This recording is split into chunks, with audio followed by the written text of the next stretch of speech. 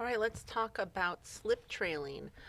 So I have my little leather hard cup, and I have some of the slip that we got from school.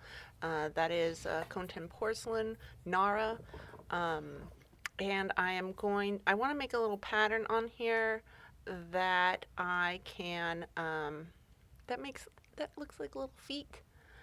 And so this is going to be a raised pattern that will interact with the glaze and how we use that. So depending on what glaze we use, it can kind of like drip and go around this. The whole point of slip trailing is to create a raised design. Now I'm choosing dots right at this particular moment because dots work really well for little feet. But you can do like little like curves and that sort of stuff, but I just want some little dots to go along with my stamp.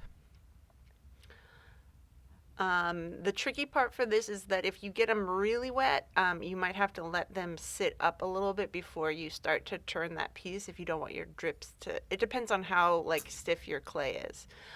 So if you want it to flow a little bit more and to be a little bit more of a rounded thing, a rounded surface, then go a little bit wetter. If you want it to actually keep a little bit more of a spike and be a little bit more rigid, then let your slip stay out like kind of uncovered overnight, and that should do it for you.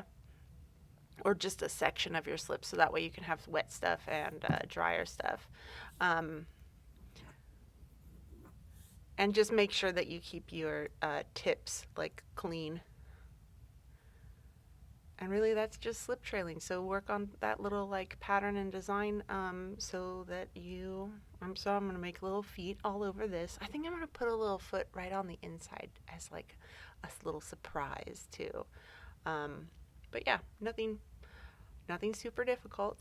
Also, you could use cake decorators too with a thicker slip. It won't work with this really thin slip, but if you are into cake wars, oh my gosh, like this is your moment to shine, and you can put that anywhere.